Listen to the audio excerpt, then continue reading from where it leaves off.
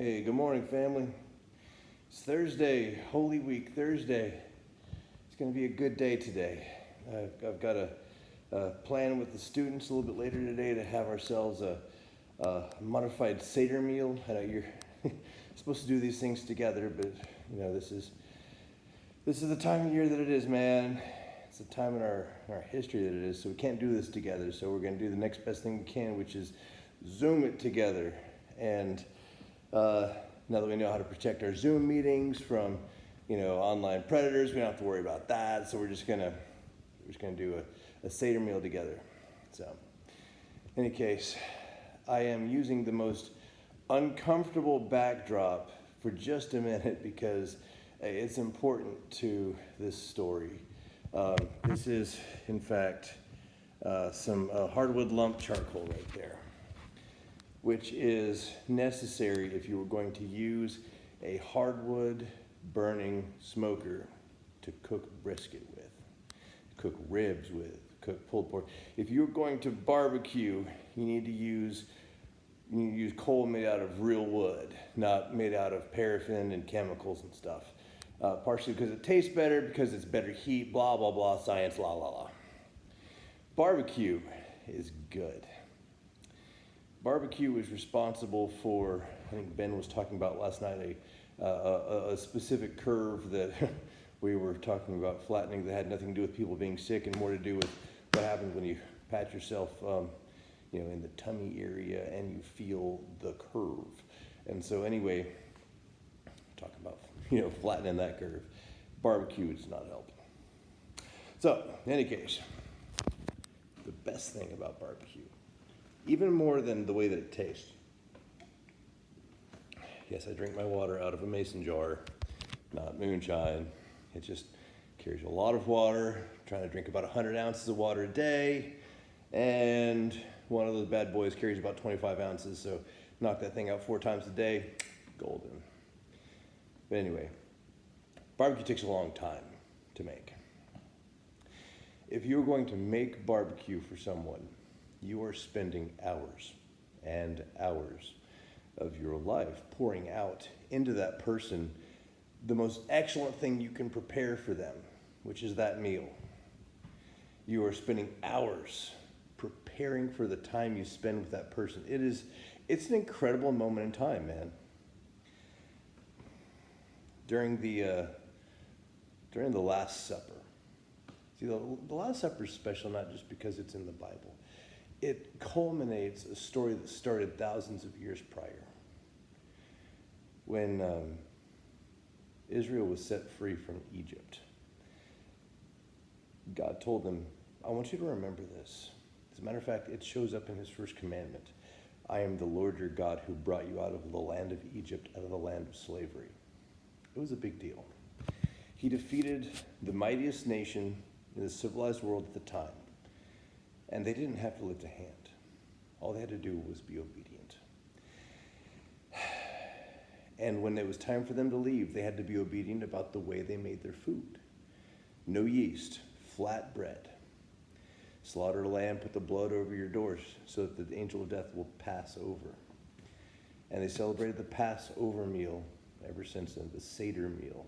And it was full of ritual and storytelling. Why do we have this flat bread? What is the point of these bitter herbs? Why, oh why, is horseradish in my mouth right now? I'm pretty sure that's not actually part of the script, but it should be because, horseradish. But it didn't matter which sect of Judaism you came from in first century Israel. There were 4 sects in Israel. There was the Pharisees, the Sadducees, the Zealots, and the Essenes. And the Pharisees, they were the people, the people for the people. They believed that there was not just the law that Moses brought down, but the interpretation about how to, the verbal interpretation, how to follow that law that mattered. The Sadducees were like, no, just the 10 Commandments and the temple. And the Zealots were like, make Israel great again, and get rid of Rome, politics. And the Essenes were like, you guys are weird. We're going to go make scrolls and preserve them for 2,000 years so Oprah can get famous from the Dead Sea Scrolls. Is that how that worked? I don't remember. But the scenes were out there writing the Dead Sea Scrolls. But the four of them could agree on one thing, which was once a year, it was important to celebrate the Passover. So everybody would take the time and they would stop what they were doing. I mean, Shabbat, their version of Sunday, basically we look at it as Friday from dusk till dawn, Shabbat, dusk to dusk, I'm sorry. But it was their most holiest Friday ever because they remembered that day. They stopped everything. They gathered together. They prepared the meal which they had prepared since their childhood. They got ready and they prepared the script. They figured out who the youngest person in the room who was literate was or who could speak was. They figured out who the oldest person in the room was. They prepared places of honor. They prepared the empty seat for Elijah. And they would make all of the preparations. They would know exactly who was coming to dinner and who was cleaning whose feet. They knew that, if someone's coming into my house, their feet have to be clean, so we know who's cleaning the feet. And the night of the Last Supper culminated all of that tradition, all of that Judaism, and all of that waiting, all of that celebration for salvation in one meal. And that was when Jesus brought them all together and said, I have earnestly desired to share this meal with you. When you consider that Jesus was not just the quintessential man, but that he was 100% God, you have to understand that when he says, I have earnestly desired, I couldn't wait. I have been in anticipation of this meal. When God, who exists outside of time, says, I have been anticipating this meal, that's a long, long, long anticipation. He was prepared for that moment. He was prepared for his people. Yeah, hello. Yeah. You say hello. Are you prepared for your meal? You've been waiting all night for it. Yes, you have. Who's a good girl? Are you a good girl?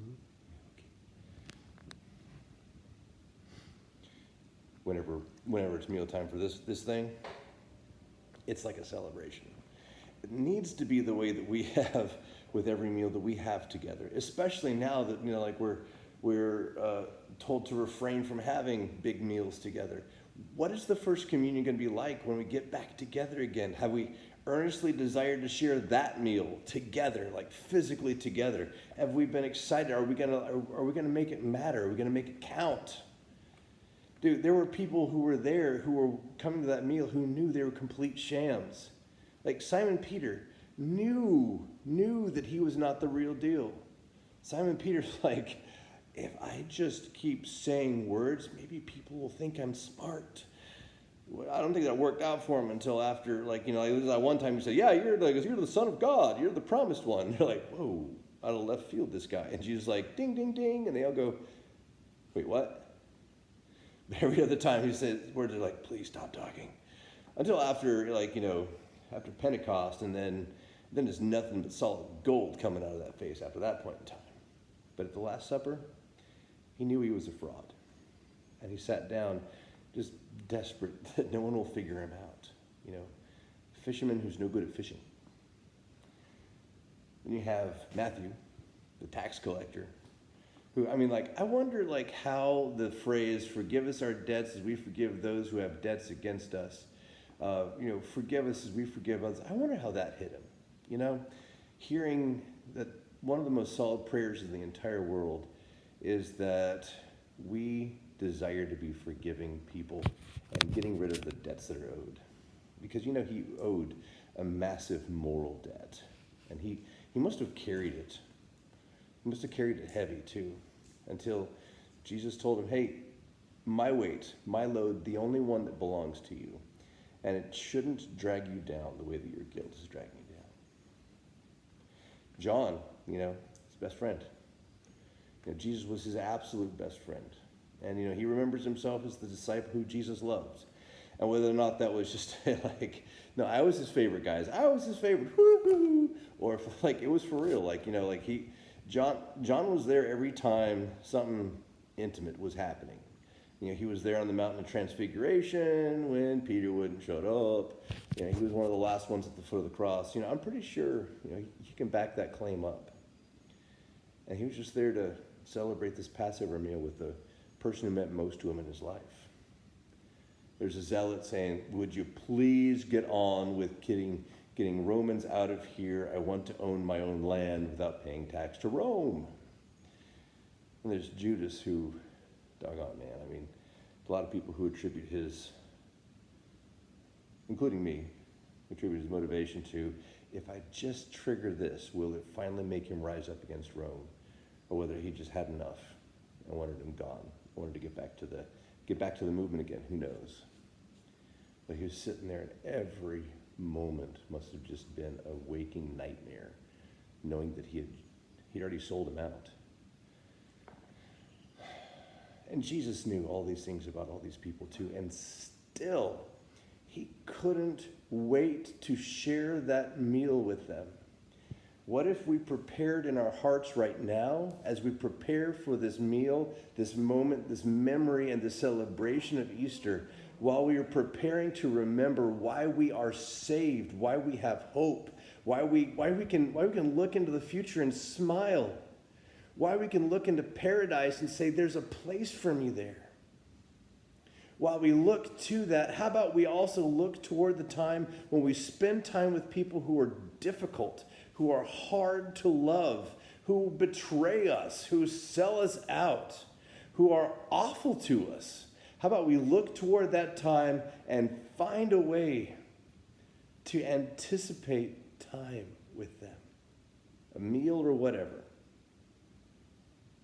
What if we heal the world by loving difficult people? What if we heal ourselves by being willing to offer that love? I don't mean like heal yourself. I mean allow yourself to be healed by the love that can only come from above, that can only come from God, because that is perfect love. And we can't generate that. We can't even generate imperfect love. We can take perfect love and change it into it, but we can't create anything new when it comes to love. We can just funnel it from God, and when we become a more pure funnel for it, we give it more purely and more perfectly. This charcoal's hurting my back. What if we prepare right now the way that Jesus was preparing for all time to reunite with people? What if we prepare right now to feast together? What if we prepare to celebrate with imperfect people? I hope someone's preparing for me, because I can't wait to be around people. And I'm really, really hoping that people are ready to be around imperfect me again. All right. Have a great Passover. Have a great Seder meal.